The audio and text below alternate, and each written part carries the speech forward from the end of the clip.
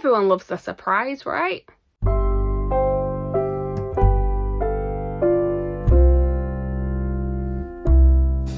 Hi everyone, my name's Chloe, welcome back to my channel. Thank you for being here today. Today's video is the books that surprised me this year. Now these aren't necessarily my favourite books, some of them are. I can see I think 3 of them that are probably going to be my favourite list of the year.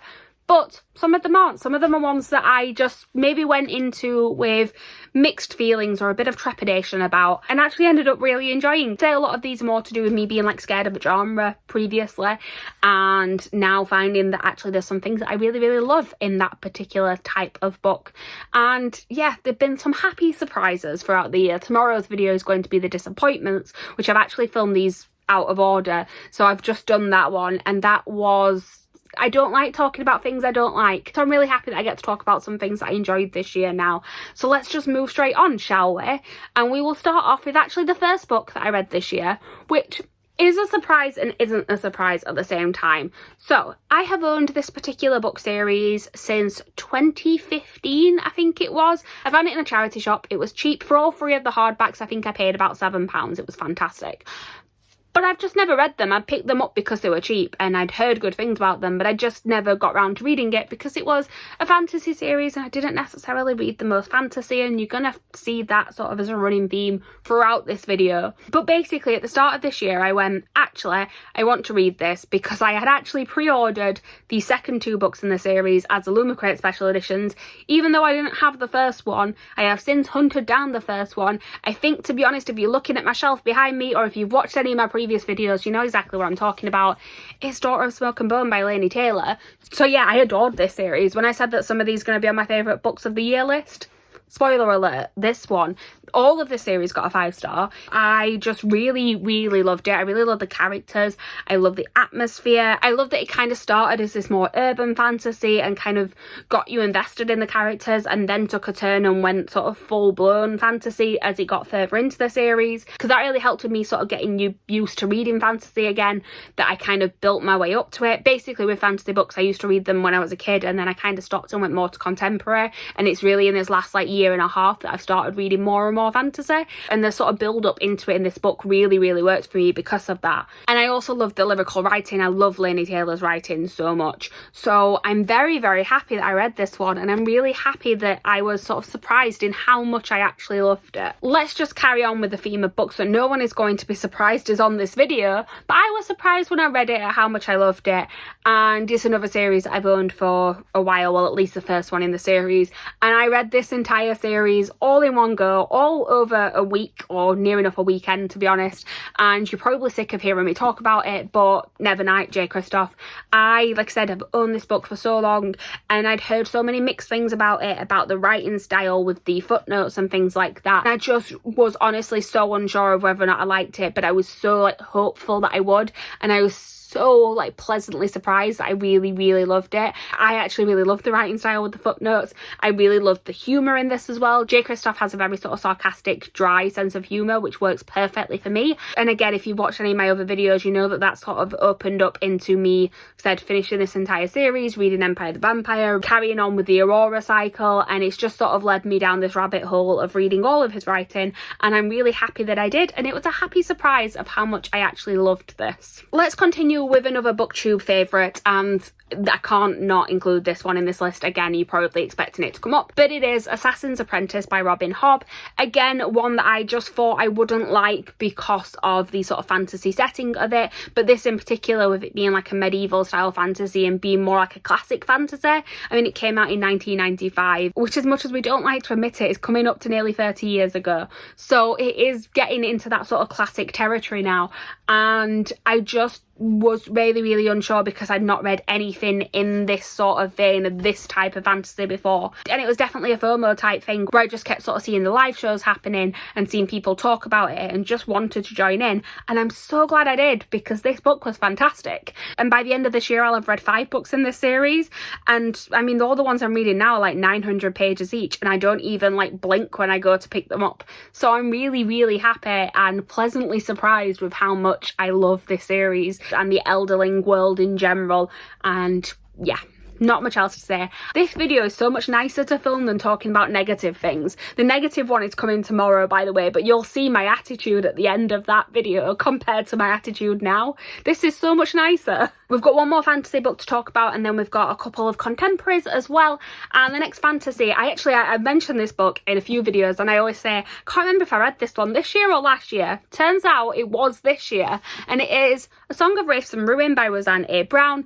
I bought this as a cover buy. I kept seeing the cover and I thought it was really, really beautiful. It really caught my eye in shops, and I kept not buying it, but then it was half price in Waterstones. I think it was last Christmas they did some half price offers, and I bought it then, and I read it a couple of months into this year, and I loved this book to the point where I just went straight on and pre-ordered the sequel, which I will be reading this month. Again, there's no reason that I wasn't expecting to like it. I was just daunted by fantasy in general, but this ended up just being something that I couldn't put down once I started reading it. So again, just really happy that I actually followed through with picking it up and reading it, because it could very easily have been a book that I just let sit on my shelves for ages, but was pleasantly surprised when I actually did get around to picking it up. So we have 3 more books to talk about, one more that I have physically, and then the other 2 were actually ARCs that I got. So let's talk about the physical one first, because actually this is an outlier in the genre as well, because it is historical fiction. I don't read a lot of historical fiction, and when I have recently, there have been ones that have been more sort of recent settings. So like Taylor Jenkins Reid writes historical fiction, Daisy Jones and the Six,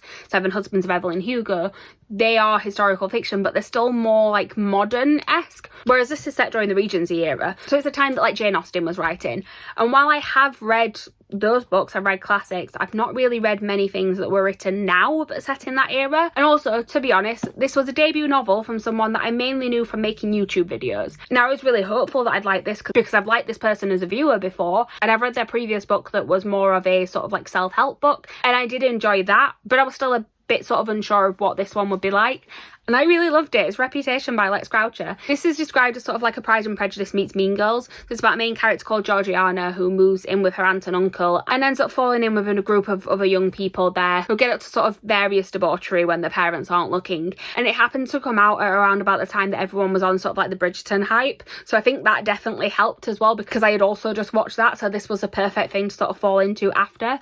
But I was just really surprised with how much I loved it. The writing style was great. It was like nice balance of sort of humour that I could sort of get from a more modern perspective, but then also being sort of accurate to the time period that it was set in as well.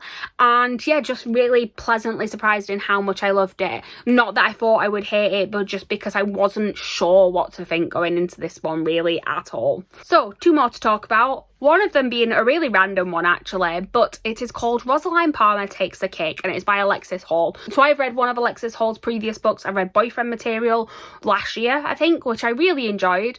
But this one I got as an ARC, and it sounded a little bit ridiculous because basically it's a romance set during the filming of a TV show, which is essentially Great British Bake Off. And, you know, that sounds like it's just going to be cheesy as hell, but not necessarily in a good way.